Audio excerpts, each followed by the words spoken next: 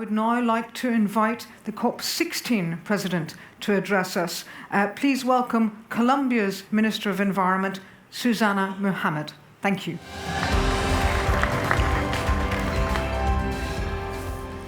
Thank you very much. It's for us a pleasure to be here in the Oslo tropical forest. Big thanks to the government of Norway and Minister Andreas for the invitation and for the leadership and also very strong international cooperation that we have been developed for the last years. In reality, having a long-lasting partnership is what has helped us to build very strong results in Colombia.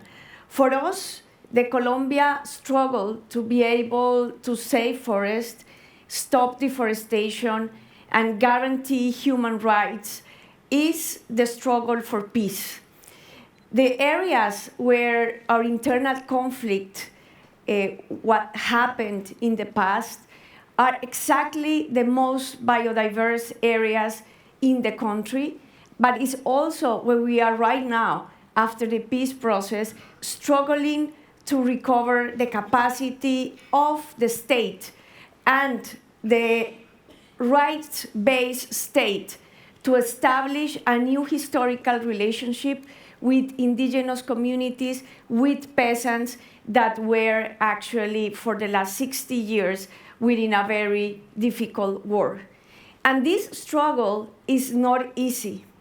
It means now fighting against illicit economies that are global, transnational, and that are a very strong economic pool of destruction, and that has immense consequences on contamination, on deforestation, and on biodiversity integrity, but especially on human rights. To be able to work and fight these illicit economies, it is very important that we have new transnational capacities. And also that we can provide a different perspective and vision. At COP16, we will be debating around finance. And we strongly believe in Colombia, because we are living it, that we require a substantial amount of public finance to be able to establish this new relationship between the state and the communities on the ground. It is about establishing a new public-people's partnership that value and learns for traditional indigenous knowledge, and that we are able actually to create the new perspective of an economy that is built around the cycles of nature with the people on the ground, and that reproduces nature as a result rather than destroys nature as a result. And that shift, that change, requires a new understanding of our relationship with nature. That is not only to see it as a resource to feed this very, very strong and big licit and illicit economy that we have created, but that actually creates a new balance and relationship. This cannot be done if we don't address some global issues. One of those is climate change. We can invest millions of dollars, redefine the relationship and the economic relationship with tropical forests and nature, reorganize our relationship with indigenous people and peasants on the ground.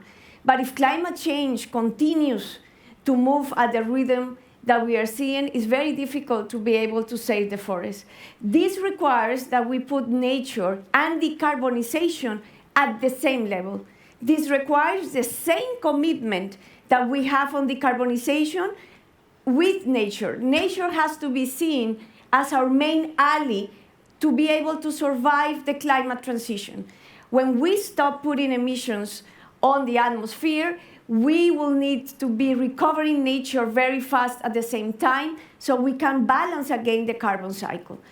Going through technological bubbles, when we think that single solutions will replace millions of years of evolution is not only naive, but very, very dangerous. One of the main struggles will be the balance between this energy transition and keeping nature and restoring nature. There is a very interesting side of energy transition, which is this decarbonization, but there is a very dangerous one, which is mining.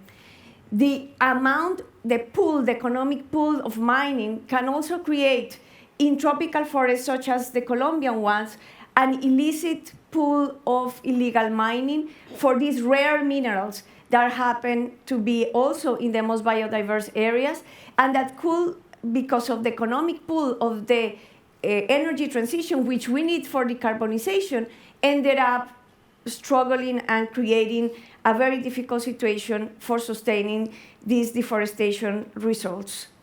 So in Colombia, at COP16, we want to invite you to make peace with nature. And for us, this goes very deeply ingrained in our history and also what we are seeing in the history of the world right now. We want to put human rights at the center of this transition. We have recognized as Colombian government, we just ended up 18 months of negotiation with indigenous people to recognize them as environmental authorities, which will be happening through a decree. And we have to put conflict, and the conflicts that not only climate change, but also the conflicts between countries are producing in its impacts through nature. The climate relationship, the economic relationship of the climate transition will be very deeply interlinked with our capacity to be able to fulfill the coming Montreal Agreement. And finally, it is about shifting the relationship with nature. It's about environmental limits. It's about understanding if we can get a way of living in all the societies, in all the civilizations, in all the countries, in a way that we don't overshoot the environmental limits of the planet.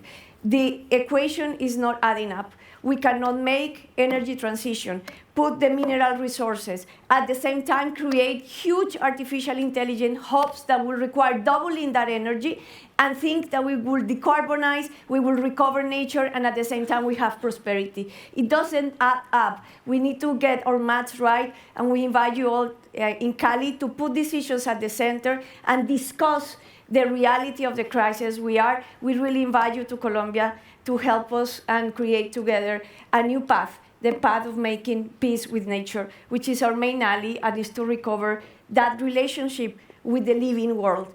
And that relationship with the living world is our future. It's not continuing the same path just by changing the technology. Thank you very much.